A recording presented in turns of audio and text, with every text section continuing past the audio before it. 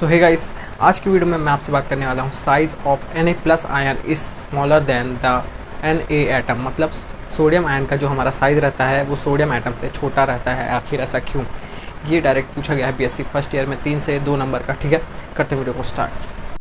तो पहले बात करते हैं सोडियम मेटल की और सोडियम प्लस आयन का आखिर बना कैसे। ठीक है, तो सोडियम मेटल से अगर हम एक इलेक्ट्रॉन निकाल देते हैं तो Na प्लस आयन बन जाता है। उसी तरह अगर सोडियम मेटल में हम एक इलेक्ट्रॉन डाल देते हैं, ठीक है, यहाँ पे -1 इलेक्ट्रॉन हुआ है, एक इलेक्ट्रॉन डाल देते हैं तो हमारा बन जाता है Na माइनस आयन। ठीक है, और अगर हम सोडियम मेटल से एक इलेक्ट्रॉन निकाल देते हैं, ठीक है, तो हमारा बन जाता है सोडियम प्लस आयन। इतना समझ में आ गया? तो गाइस ये हमारा सोडियम एटम का वो है electronic configuration 1s2 2s2 2p6 3s1। ठीक है, इतना समझ में आ गया। अब हम इसमें से जब एक इलेक्ट्रॉन निकालेंगे तब इसका कन्फिग्रेशन क्या होगा वो देखते हैं। Na प्लस मतलब एक इलेक्ट्रॉन हमने निकाल दिया, तो हमने ये इलेक्ट्रॉन निकाल दिया तो हो गया हमारा 1s2 2s2 2p6 3s0। ठीक है, तो ये समझ में आ गया। तो ये है हमारा फर्स्ट शेल, ये हमारा सेकंड शेल। तो फर्स्ट में हमारा s ऑर्बिटल बस आता है, तो s में 2 इलेक्ट्रॉन आपको दिख रहा होगा ये। ठीक है, सेकंड शेल में हमारे s और p ऑर्बिटल आते हैं, तो यहाँ पे आपको 8 इलेक्ट्रॉन दिख रहा होगा, 1 2 3 4 5 6 7 8। ठीक है, ये एक्स्ट्रा वन आ गया, 1 2 3 4 5 6 7 8 ये हो गया।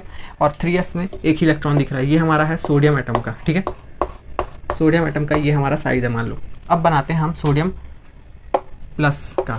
ठीक है, तो यहाँ पे अगर मैं बनाऊंगा तो ये 1s में 2 इलेक्ट्रॉन, ठीक है,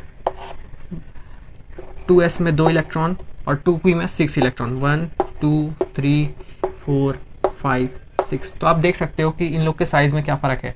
3s में कोई इलेक्ट्रॉन नहीं है तो 3s बनाना भी ज़रूरी नहीं समझता मैं। ठीक है, तो यहाँ पे वही है कि जैसे ही हमने इसमें से एक इलेक्ट्रॉन निकाला तो एक ऑर्बिट का ही साइज़ गायब हो गया, एक शेल का ही साइज़ गायब हो गया और इसका साइज़ छोटा हो गया। इसका दूसरा रीज़न ये है कि जैसे ही हम एक इलेक्ट्रॉन निकालते हैं, ये पॉजिटिव आयन है। ठीक है, अब कंसिडर करते हैं सारे इलेक्ट्रॉन एक ही में है, उसमें है। ठीक है, एक ही शेल में। फॉर एग्जांपल ये सोडियम एटम है, कोई सभी हमारा है। अब अभी ये जो हमारा पॉजिटिव आयन है ये सब इलेक्ट्रॉन को इक्वली खींच रहा है, अट्रैक्ट कर रहा है। ठीक है, जैसे ही हमने इसमें से एक इलेक्ट्रॉन निकाल दिया तो अब क्या करता है, ये साइज़ छोटा हो जाता है और ये बचे हुए इलेक्ट्रॉन को और अच्छे से खींचने लगता है, जिसकी वजह से साइज़ छोटा हो जाता है। ठीक है, जैसे ही एक इलेक्ट्रॉन निकालते हैं हम किसी भी न्यूट्रल गैसियस एटम से, तो जो हमारा जो पॉजिटिव चार्ज है, ठीक है, इफेक्टिव न्यूक्लियर चार्ज है, वो और अच्छे से खींचने लगता है इलेक्ट्रॉन को, जिसकी वजह से साइज़ छोटा हो जाता है। ठीक है, अब अगर मेरे को अपना आंसर और अच्छा बनाना हो, ठीक है, तो मैं ऐसे इसको लिख सकता हूँ Na प्लस Na में है मेरे 2 8 और 1 इलेक्ट्रॉन। ठीक है, और जैसे इसमें से मैंने एक इलेक्ट्रॉन निकाला तो मेरे बचा 2 और 8 इलेक्ट्रॉन, तो मतलब मेरा थर्ड वाला शेल डिसअपियर हो गया। ठीक है, क्योंकि वहाँ पे कोई इलेक्ट्रॉन नहीं था तो सिर्फ मेरे पास पॉजिटिव चार्ज बचा। अब वो जो मेरे पास बचा हुआ पॉजिटिव चार्ज है, ठीक है, जो 2 शेल को खींच रहा है वो ज़्यादा अच्छे से खींचेगा 2 शेल के इलेक्ट्रॉन को और मेरा साइज़ छोटा हो जाएगा।